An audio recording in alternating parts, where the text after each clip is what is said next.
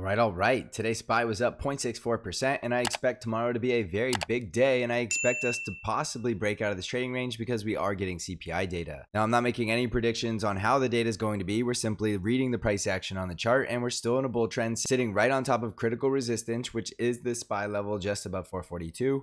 And if we start breaking this previous high right above 443, we are likely going to squeeze towards that next target higher at 448. Now keep in mind these Bollinger Bands are squeezing, so if we start to push too high, we will be outside the upper Bollinger Band. But another possible scenario is that we push back down towards the lower Bollinger Band and hit the support trend line right around 432 or retest the previous low right around 431.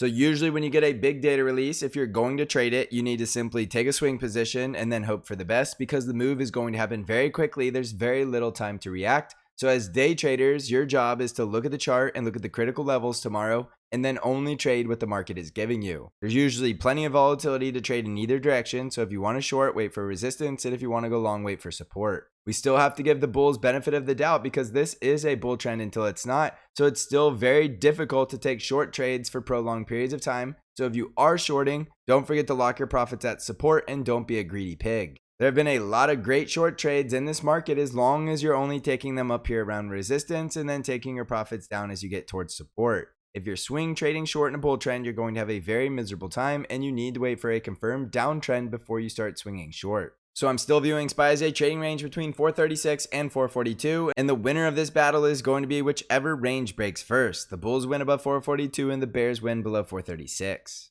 On the NASDAQ 100 triple Qs, we were up 0.49% today, and the triple Qs are still holding the support at the rising 20 daily moving average, which is that support at 365, and we are back above all the moving averages with the price action. So as I said with SPY, this is still a bull trend until it's not. Again, the Bollinger Bands are squeezing, so even if we get up to critical resistance between 371 and 372, we're also going to be at the upper Bollinger Band. Usually when you get a tight squeeze in the Bollinger Bands, you're due for a very large move, but it's not going to happen just in one simple day. It's going to take weeks. So in the triple Qs, I'm watching the range as 365 to 372, and whoever breaks that range first is likely going to win. The bears start taking over below 365, and then I'm looking for a chip down towards 355 to 357. And above 372, the bulls continue the bull trend, which means we're likely heading to the 390s next. In the Dow Jones, we were up 0.9% today, and the Dow did fill that gap to the upside at 342, and it did open a gap to the downside, which is now just below 340. So with the gap filled to the upside and approaching resistance right around 344 to 346,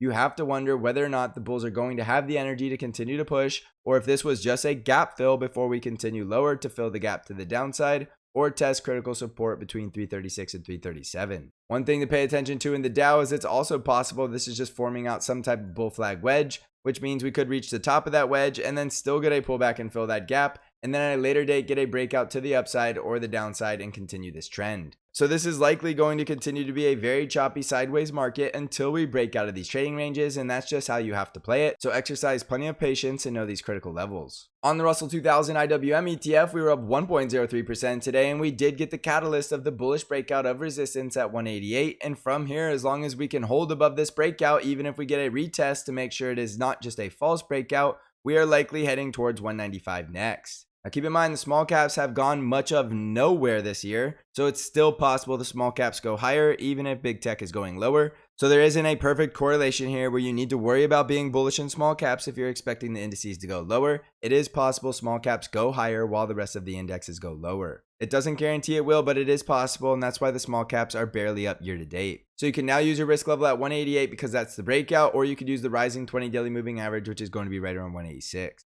On the VIX, we were down 1.33% today, and the VIX is back inside the Bollinger Bands, and I still think there's a good chance the VIX is just waiting for these Bollinger Bands to expand. And with the CPI data tomorrow, we're either going to see the VIX crushing back down towards 13 or trying to spike back up towards 18. It's going to depend on how the price action moves, and if we see fear, expect to see the VIX continuing to head down the path that I'm expecting, which is between 18 and 20 by the middle towards the end of July. On Bitcoin, we're currently trading right around 30,500, and we're still in the bull flag, which is between 29,000 and then the resistance at 31,000. And even though it is a bull flag, we should wait for confirmation that it's going to break to the upside, and if we do get that bull breakout above 31,000, the price target will be 35,000. Notice these Bollinger Bands are extremely squeezed, so the breakout of this range is going to be very volatile and should be a very impulsive move. On Apple stock, we were down 0.28% today, and Apple is continuing that breakdown below 190. And I did say below 190, I expected to see 185, but we also have the support trend line right around 186. If we hold above the support trend line or we go all the way down to 185, nobody knows for sure, but do expect to see support in this zone, which means if you're shorting Apple, you shouldn't get overly greedy until we break support, which means you should be locking profits as we approach those levels.